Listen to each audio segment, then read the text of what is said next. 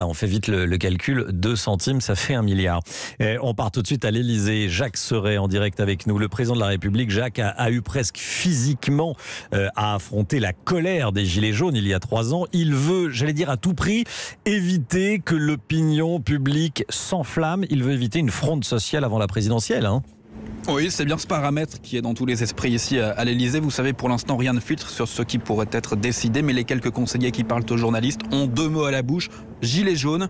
Il y a 3 ans, presque exactement à la même période de l'année, ce mouvement prenait corps, déclenché entre autres par la taxe carbone et la limitation de la vitesse à 80 km/h. Et c'est bien ce que beaucoup redoutent dans l'entourage du chef de l'État, que cette colère endormie finisse par se réveiller cet automne, au pire des moments, finalement à 6 mois de la présidentielle. C'est pour cette raison que les hausses des prix du gaz, de l'électricité et maintenant des carburants sont prises si au sérieux. C'est pour cette raison aussi qu'Emmanuel Macron et Jean Castex prennent autant de temps avant de trancher. Ce qui est également pris en compte, c'est de ne pas exclure de ces mesures une partie de la population. Après les Gilets jaunes, on ne veut pas non plus des manifs de col blanc, analyse un conseiller. Alors ici, le Conseil des ministres vient de se terminer. Emmanuel Macron et Jean Castex vont déjeuner ensemble. Des réunions auront lieu cet après-midi à Bercy et à Matignon pour caler ce qui aura été décidé justement à ce déjeuner au sommet. Ce qui circule dans les coursives du palais, c'est que la fin du suspense est proche, qu'après 10 jours de tergiversation, les annonces sont imminentes. Jean Castex devrait s'exprimer soit ce soir, soit demain matin.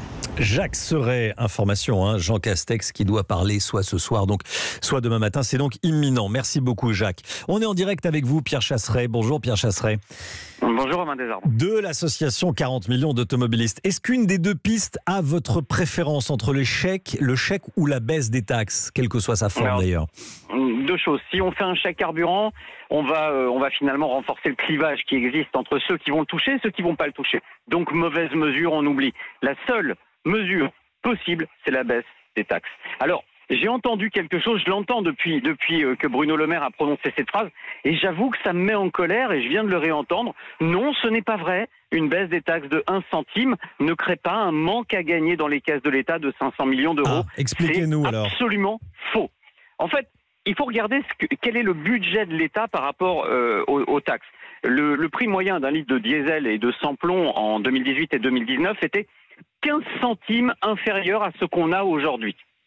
C'est-à-dire que puisqu'il y a 60% de taxes, on a aujourd'hui quasiment 10 centimes de trop qui sont perçus dans l'État sur le compte de l'augmentation de la fiscalité. 10 centimes, c'est facile.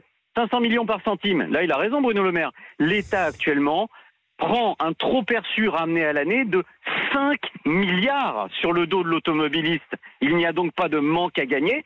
Si demain, concrètement, l'État baisse les taxes de 10 centimes, ça ne coûte rien au budget de l'État, même pas 1 centime. Même pas 1 centime. Bon, écoutez, j'espère que Bercy vous entend. Je ne sais pas s'il a la même calculette que vous, mais bon, si on veut faire des économies en roulant avec sa voiture, on peut attendre le chèque du gouvernement ou une éventuelle baisse des taxes. On peut aussi appliquer quelques trucs. Vous pouvez nous en donner ?